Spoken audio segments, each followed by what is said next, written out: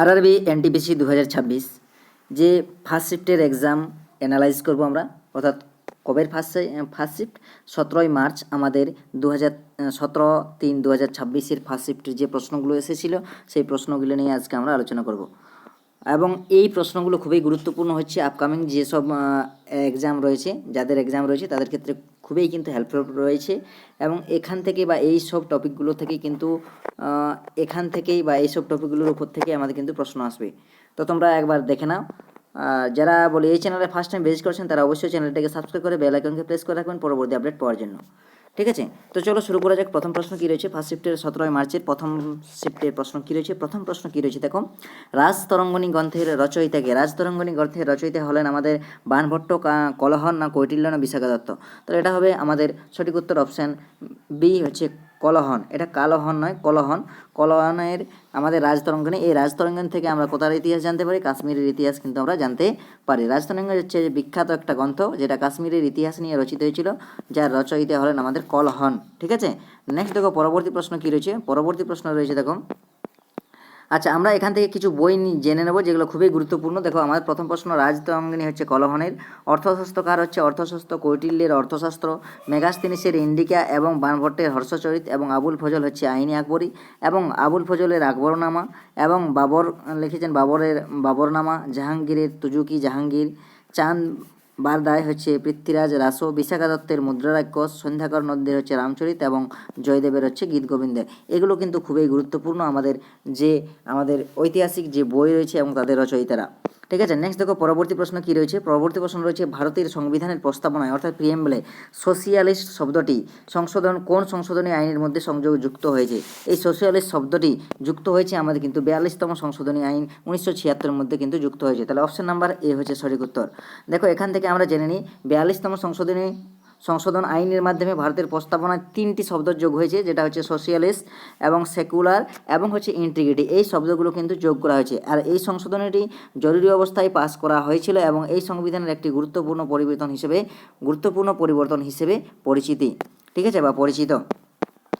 পরবর্তী প্রশ্ন কী রয়েছে দেখো, ভারতীয় বায়ুসেনা দিবস 2025, যেটা হচ্ছে 93তম প্রতিষ্ঠা দিবস উপলক্ষে প্রধান আনুষ্ঠানিক প্যারেড কোথায় অনুষ্ঠিত হয়েছিল? চণ্ডীগড়, নয়াদিল্লি, চণ্ডীগড়, প্রয়াগরাজ, না গাজিয়াবাদ? ঠিক আছে, তাহলে এটা হবে কিন্তু অপশন নাম্বার বি, গাজিয়াবাদ, বা যেটা বলে হিন্ডন এয়ারবেসে আমাদের কিন্তু এটা অনুষ্ঠিত হয়েছিল। তাহলে সঠিক উত্তর হচ্ছে option number D, Ghaziabad, Hindon airbase. তাহলে ভারতীয় বায়ুসেনা প্রতি বছর 8ই অক্টোবর পালন করা হয় এবং 2025 সালে 93তম প্রতিষ্ঠা দিবস উপলক্ষে প্রধান আনুষ্ঠানিক প্যারেডে ও এয়ার শো অনুষ্ঠিত হয়। আনুষ্ঠানিক প্যারেড এবং এয়ার শো অনুষ্ঠিত হয়, যেটা হয়েছিল উত্তরপ্রদেশের গাজিয়াবাদের হিন্ডন এয়ারবেসে। এটি ভারতীয় বায়ুসেনার একটা হচ্ছে গুরুত্বপূর্ণ ঘাঁটি হিসাবে জানা যায়। নেক্সট দেখো পরবর্তী প্রশ্ন কী রয়েছে, ভারতের কোন রাজ্য বা কেন্দ্রশাসিত অঞ্চল আফগানিস্তানের সঙ্গে সীমানা ভাগ করেছে? এটা কিন্তু আফগানিস্তানের সীমানা ভাগ করেছে আমাদের কিন্তু কি অপশন নাম্বার বি হচ্ছে সঠিক উত্তর, লাদাখ কিন্তু আফগানিস্তানের সঙ্গে সীমানা ভাগ করেছে। তাহলে সঠিক উত্তর হচ্ছে অপশন নাম্বার বি, লাদাখ। এখানে কি রয়েছে দেখো, যে ভারত লাদাখের কেন্দ্রশাসিত অঞ্চল আফগানিস্তানের একটি ছোট্ট সীমান্ত ভাগ করে, যেটা হচ্ছে আমাদের ওয়াখান করিডোরের কাছে। ঠিক আছে, যদিও এই সীমান্তটি বর্তমানে পাকিস্তান অধিকৃত কাশ্মীর বা পিওক দ্বারা বিচ্ছিন্ন, তবুও মানচিত্র অনুযায়ী লাদাখের সাথে আফগানিস্তানের সীমান্ত ধরা হয়। নেক্সট দেখো পরবর্তী প্রশ্ন কি এসেছিল, সেটা হচ্ছে কি হরপ্পা সভ্যতার অর্থাৎ সিন্ধু উপত্যকা সভ্যতা সবচেয়ে গুরুত্বপূর্ণ এবং বৃহত্তম জনসাধারণের স্থাপনা কোনটি? জনসাধারণের জন্য স্থাপনা কোনটি ছিল? যে গ্রেট বাথ, গ্রানারি, না সভাভবন, না দুর্গ? কোনটা ছিল আমাদের এ? তাহলে আমাদের এখানে সঠিক উত্তর হয়ে যাবে অপশন নাম্বার বি, গ্রানারি। ঠিক আছে, গ্রানারি ছিল আমাদের কিন্তু সঠিক উত্তর, অপশন নাম্বার বি হচ্ছে সঠিক উত্তর। দেখো আমাদের এখানে বিস্তারিত কী দেওয়া রয়েছে, হরপ্পা সভ্যতার বৃহৎ আকারের খাদ্য ভাণ্ডার বা গ্রানারি সবচেয়ে গুরুত্বপূর্ণ জনসাধারণের স্থাপনা। এটি শস্য সংরক্ষণের জন্য ব্যবহৃত হয় এবং এটি আকার ও কাঠামো থেকে বোঝা যায় যে সেখানে সাংগঠনিক কৃষি ব্যবস্থা এবং প্রশাসনিক নিয়ন্ত্রণ ছিল।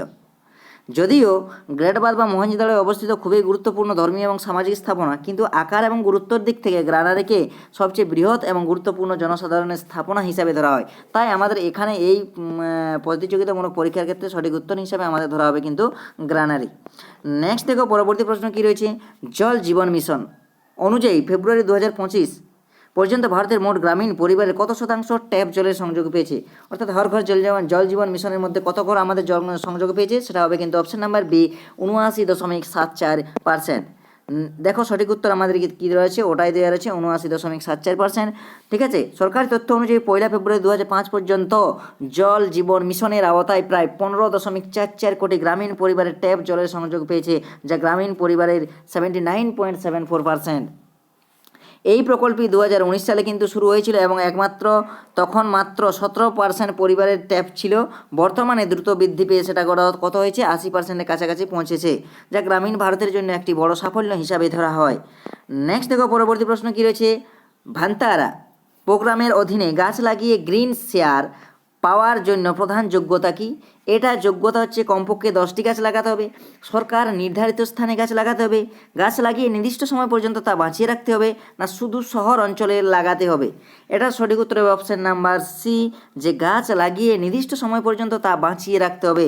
এটাই ছিল আমাদের ভান্তারা প্রোগ্রামের বা গ্রিন শেয়ার পাওয়ার জন্য আমাদের প্রধান যোগ্যতা। তাহলে আমাদের এই যোগ্যতা কি, যে ভান্তারার মূল লক্ষ্য ছিল শুধু গাছ লাগানো নয়, বরং সেই গাছগুলিকে বাঁচিয়ে রাখা এবং রক্ষণাবেক্ষণ করা। তাই গ্রিন শেয়ার পাওয়ার জন্য সবচেয়ে গুরুত্বপূর্ণ যেটা শর্ত সেটা হচ্ছে রোপিত গাছ নির্দিষ্ট সময় পর্যন্ত জীবিত রাখা। অনেক সময় মানুষ কি করে, শুধু গাছ লাগায় কিন্তু পরিচর্যার অভাবে তা নষ্ট হয়ে যায়। এই সমস্যা দূরের জন্য আমাদের এই প্রোগ্রাম কিন্তু নেওয়া হয়েছে, বা বেঁচে থাকা সার্ভাইভালকে গুরুত্ব দেওয়া হয়েছে, যার জন্য আমাদের ওই শেয়ার।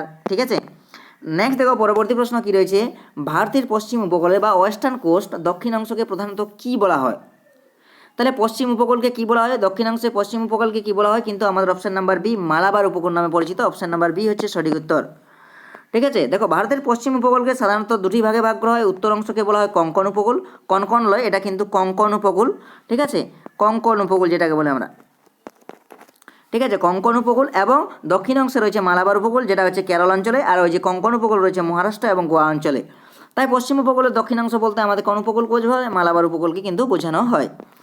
নেক্সট দেখো পরবর্তী প্রশ্ন কী রয়েছে, সংযুক্ত আরব আমিরাত বা ইউএই এর কোন আমিরাতটি তার জলবায়ুর কারণে আঙ্গুর এবং বিভিন্ন ফল উৎপাদনের জন্য সবচেয়ে বেশি বিখ্যাত?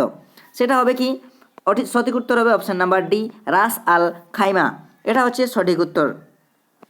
ইউএইর মধ্যে রাস আল খাইমায় আমিরাতটি তুলনামূলকভাবে উর্বর জমি এবং অনুকূল জলবায়ুর জন্য পরিচিত। এখানে পাহাড়ি অঞ্চল, হাজার পর্বতমালা থাকার কারণে তাপমাত্রা কিছুটা কম এবং চাষের উপযোগী পরিবেশ তৈরি হয়। এই কারণে এখানে আঙ্গুর সহ বিভিন্ন ফলের চাষ হয় এবং এটি কৃষি উৎপাদনের জন্য এর অন্যতম গুরুত্বপূর্ণ অঞ্চল হিসেবে বিবেচিত। নেক্সট দেখো পরবর্তী প্রশ্ন কী রয়েছে, দেখো হরপ্পা সভ্যতার মানুষ প্রধানত কোন স্থান থেকে তামা সংগ্রহ করত? তাহলে হরপ্পা সভ্যতার মানুষ কোন স্থান থেকে তামা সংগ্রহ করত? রাজস্থান, গোলকোন্ডা, ছোটনাগপুর, না দাক্ষিণাত্য মালভূমি? তাহলে সঠিক উত্তর হবে অপশন নাম্বার এ, রাজস্থান বা ক্ষেত্রী। রাজস্থানের মধ্যে যদি কোথায় বলে, রাজস্থানের মধ্যে হবে ক্ষেত্রীতে। দেখো কি রয়েছে এখানে, হরপ্পা সভ্যতার মানুষ ধাতব ব্যবহার, বিশেষ করে ব্রোঞ্জ, ঠিক আছে, ব্রোঞ্জ করতে তামা ব্যবহার করত। এই তামার প্রধান উৎস ছিল রাজস্থানের ক্ষেত্রী অঞ্চল, যেখানে প্রচুর পরিমাণে তামার খনি ছিল। ক্ষেত্রী কোপার বেল্ট বা তামার অঞ্চল, যেখানে সংগৃহীত তামা হরপ্পার বিভিন্ন নগরে গিয়ে অস্ত্র, সরঞ্জাম এবং অলঙ্কার তৈরি করা হতো। তাই এখানে সঠিক উত্তর হবে আমাদের কি, ক্ষেত্রী, রাজস্থান। নেক্সট দেখো পরবর্তী প্রশ্ন কী রয়েছে, কেন্দ্র এবং রাজ্য সরকারের মধ্যে আর্থিক পার্থক্য এবং দ্বন্দ্ব, যেটাকে বলা হয় ফিসক্যাল টেনশন, সবচেয়ে স্পষ্টভাবে কোন নীতির মাধ্যমে প্রতিফলিত হয়? শিক্ষানীতি, জিএসটি ব্যবস্থা, না প্রতিরক্ষা নীতি, না বৈদেশিক নীতি? তাহলে সঠিক উত্তর হবে option number B. Option number B কিন্তু সঠিক উত্তর। নেক্সট দেখো পরবর্তী, এখানে দেখো জিএসটি বলা হয়েছে গুড এবং সার্ভিস ট্যাক্স চালুর মাধ্যমে কেন্দ্র এবং রাজ্যের কর আরোপ ক্ষমতার একত্রিত হয়েছে। এর ফলে রাজ্যগুলির স্বাধীন কর আরোপের ক্ষমতা কিছুটা কমেছে এবং কেন্দ্র এবং রাজ্যের মধ্যে রাজস্ব বণ্টন নিয়ে মতভেদ তৈরি হয়েছে। জিএসটির ক্ষতিপূরণ নিয়ে অনেক দ্বন্দ্বও দেখা গেছে। তাই কেন্দ্র রাজ্যের মধ্যে সবচেয়ে সঠিক উত্তর জিএসটি যদি থাকতো তাহলে জিএসটি আমাদের কিন্তু সঠিক উত্তর হবে। নেক্সট দেখো পরবর্তী প্রশ্ন কী রয়েছে, উত্তর ভারতের কোন হিন্দু উৎসব বা অনুষ্ঠানটি প্রতি বছর 12 বছর অন্তর একই স্থানে অনুষ্ঠিত হয়? সেটা হবে কিন্তু 12 বছর অন্তর যেটা একই স্থানে আমাদের অনুষ্ঠিত হয় সেটা হচ্ছে কিন্তু কুম্ভ মেলা। নেক্সট দেখো পরবর্তী প্রশ্ন, কুম্ভ মেলা আমাদের সঠিক উত্তর হবে। এই কুম্ভ মেলা হচ্ছে হিন্দু ধর্মের অন্যতম বৃহৎ ধর্মীয় সমাবেশ, যেটা প্রতি বছর অন্তর কিন্তু আমাদের অনুষ্ঠিত হয়। এই 4টি স্থানে ঘুরে ঘুরে আসে। জেলা হচ্ছে প্রয়াগরাজ, হরিদ্বার, উজ্জয়িনী এবং নাসিক। এই 4টি স্থানে ঘুরে ঘুরে আসে। প্রতি বছর 12 বছর অন্তর পূর্ণ কুম্ভ মেলা অনুষ্ঠিত হয় এবং তারপরে অর্ধ কুম্ভও রয়েছে 6 বছর অন্তর যেটা হয়। ঠিক আছে, নেক্সট দেখো পরবর্তী প্রশ্ন কী রয়েছে, ভারতের সংবিধানে কোন অনুচ্ছেদের মাধ্যমে দিল্লিকে ন্যাশনাল ক্যাপিটাল বা এনসিটি হিসাবে মর্যাদা দেওয়া হয়েছে? এটা কিন্তু অনুচ্ছেদ 239 ডবল এ, সেটার থেকে কিন্তু আমাদের যে এনসিটি বা ন্যাশনাল ক্যাপিটাল টেরিটরি হিসাবে বিশেষ মর্যাদা দেওয়া হয়েছে এই অনুচ্ছেদের মাধ্যমে 239 ডবল এ। নেক্সট দেখো, এটাই 1991 সালে 69তম সংশোধনী আইনের মাধ্যমে যুক্ত করা হয়েছিল। এর মাধ্যমে দিল্লি বিধানসভা এবং মন্ত্রিসভা গঠনের ব্যবস্থা করা হয় এবং তবে আইন শৃঙ্খলা, পুলিশ এবং জমির বিষয়গুলি কেন্দ্রের অধীনে থাকে। তাই সঠিক উত্তর আমাদের এখানে কী হবে? 239 ডবল এ। নেক্সট দেখো পরবর্তী প্রশ্ন কী হচ্ছে, বৌদ্ধ গ্রন্থ মগধের সাম্রাজ্যের বিম্বিসার সাম্রাজ্যে কয়টি গ্রাম অন্তর্ভুক্ত ছিল? অর্থাৎ বৌদ্ধ গ্রন্থ অর্থাৎ এই যে মহাভগ্ন, এই অনুযায়ী যে আমাদের বিম্বিসারের সাম্রাজ্যে কতগুলো গ্রাম কিন্তু অন্তর্ভুক্ত ছিল। এখানে কতগুলো গ্রাম অন্তর্ভুক্ত ছিল? এখানে প্রায় 80,000 বা 80,000 গ্রাম অন্তর্ভুক্ত ছিল। ঠিক আছে, তাহলে বৌদ্ধ সাহিত্য বিশেষ করে মহাভগ্ন উল্লেখ আছে যে মগধের রাজা বিম্বিসারের অধীনে 80,000টি গ্রাম ছিল। এটি প্রমাণ করে যে তার শাসনকালে মগধের সাম্রাজ্য খুবই বিস্তৃত ছিল এবং শক্তিশালী ছিল। বিম্বিসার ছিলেন হর্ষঙ্ক বংশের অন্যতম গুরুত্বপূর্ণ শাসক এবং তিনি মগধকে একটি শক্তিশালী সাম্রাজ্যে পরিণত করেছিলেন। পরবর্তী প্রশ্ন কী রয়েছে, কনৌজের উপর নিয়ন্ত্রণের জন্য ত্রিপাক্ষিক সংগ্রামে, ঠিক আছে, শেষ পর্যন্ত কে প্রাধান্য প্রতিষ্ঠা করেছিল? সেটা কিন্তু হবে প্রতিহার বংশ কিন্তু আমাদের প্রাধান্য প্রতিষ্ঠা করেছিল। অপশন নাম্বার হচ্ছে বি সঠিক উত্তর। ত্রিপাক্ষিক সংগ্রামটি মূলত 3টি শক্তির মধ্যে সংগঠিত হয়েছিল, পাল রাষ্ট্রকূট এবং পতিয়ার মধ্যে। দীর্ঘ সংগ্রামের শেষে পতিয়ার বিশেষ করে রাজা নাগভট্ট এবং পরে মিহির ভোজের সময় কনৌজের উপর নিজের কর্তৃত্ব প্রতিষ্ঠা করে। ঠিক আছে, তাই এখানে আমাদের সঠিক উত্তর হবে প্রতিহার বংশ। পরবর্তী প্রশ্ন কী রয়েছে, ভারতের কোন দ্বীপপুঞ্জে ব্যারেন আইল্যান্ড বা ব্যারেন ইসল্যান্ড অবস্থিত, যেখানে 2025 সালে আগ্নেয়গিরি অগ্নুৎপাত রেকর্ড করা হয়েছে? সেটা হবে অপশান নাম্বার বি, অর্থাৎ আন্দামান এবং নিকোবর দ্বীপপুঞ্জে। কী হবে? অপশান নাম্বার বি, আন্দামান এবং নিকোবর দ্বীপপুঞ্জে। ব্যারেন ইসল্যান্ড হচ্ছে ভারতের একমাত্র সক্রিয় আগ্নেয়গিরি, যেটা আমাদের আন্দামান এবং নিকোবর দ্বীপপুঞ্জে অবস্থিত। এখানে সময় সময় অগ্নুৎপাত ঘটে। 2025 সালের অগ্নুৎপাত খবর পাওয়া গেছে এবং এই দ্বীপটি মানুষের বসবাসের জন্য উপযুক্ত নয়। এটি একটি গুরুত্বপূর্ণ ভূতাত্ত্বিক স্থান। ঠিক আছে, নেক্সট দেখো পরবর্তী প্রশ্ন কী রয়েছে, যে অর্থনৈতিক মন্দার বা ইকোনমিক রিসেশন সময়ে সরকার কী ধরনের আর্থিক নীতি গ্রহণ করে? সেটা কী ধরনের আর্থিক নীতি গ্রহণ করে? সেটা হচ্ছে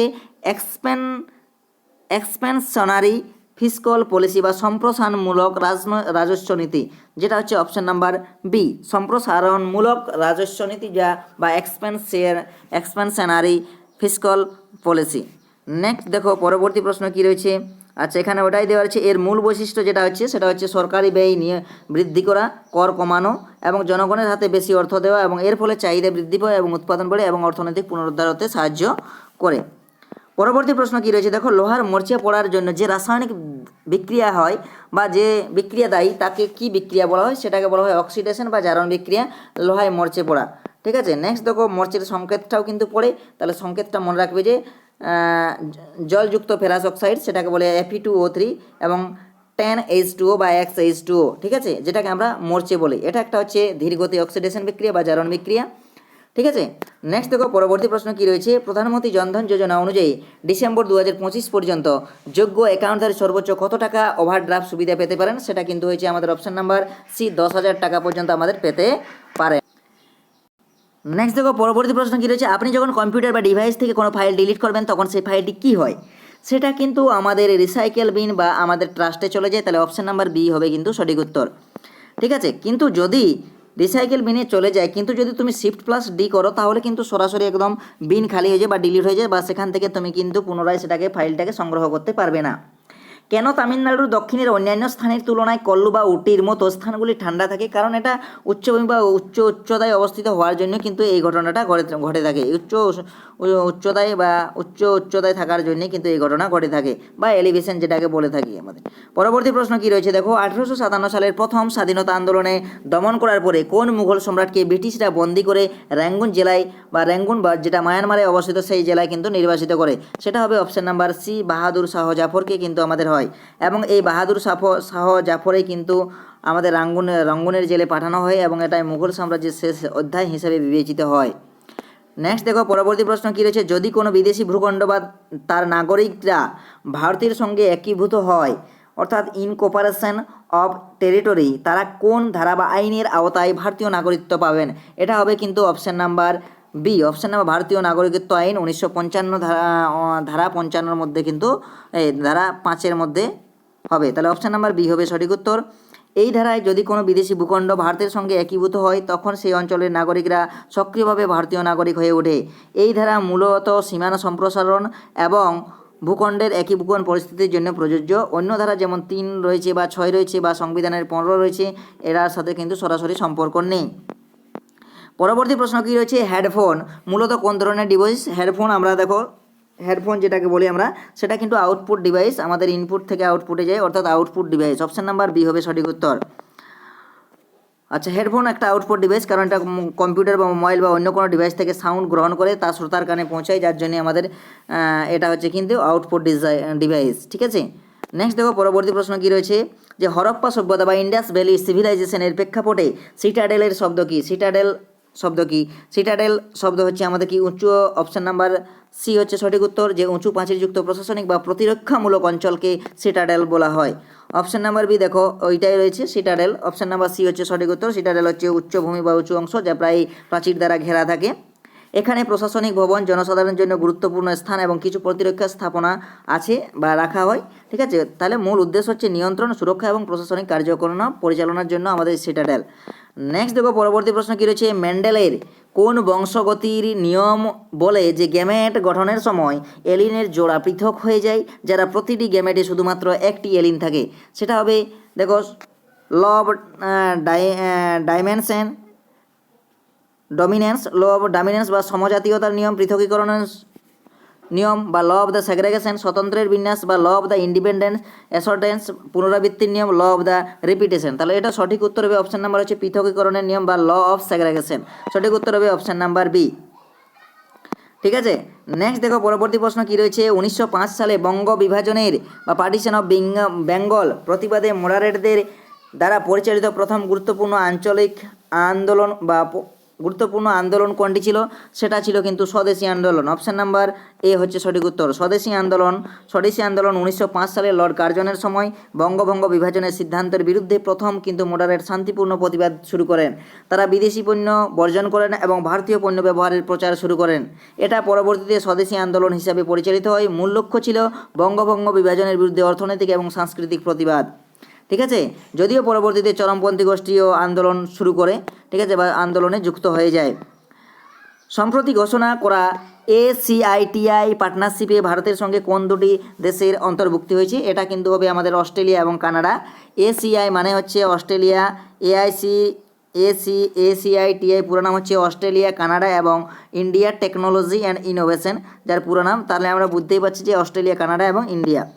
নেক্সট দেখো পরবর্তী প্রশ্ন কী রয়েছে, ডিসেম্বর 2025 পর্যন্ত ভারতের মোট স্থাপিত বা ইনস্টল বিদ্যুৎ ক্ষমতার মধ্যে অজৈব ইন্ধন বা আমাদের নন ফয়েল ফিউলস যেমন সৌরশক্তি, বায়ুজল বা পারমাণবিক শক্তি কত শতাংশ অবদান রাখে? এটা কিন্তু প্রায় 55% কিন্তু আমাদের মধ্যে অবদান রাখে। ঠিক আছে, আমাদের এই প্রশ্নগুলো ছিল। যারা এই চ্যানেলে ফার্স্ট টাইম ভিজিট করেছেন তারা অবশ্যই চ্যানেলটিকে সাবস্ক্রাইব করে বেল আইকনকে প্রেস করে রাখবেন পরবর্তী আপডেট পাওয়ার জন্য। এবং ফ্রি PDF নিতে চাইলে তোমরা টেলিগ্রাম গ্রুপের লিঙ্ক দেওয়া থাকবে ডেসক্রিপশন বক্সে, সেখান থেকে তোমরা জয়েন হয়ে টেলিগ্রাম PDF কিন্তু সংগ্রহ করতে পারো। ঠিক আছে, থ্যাংক ইউ।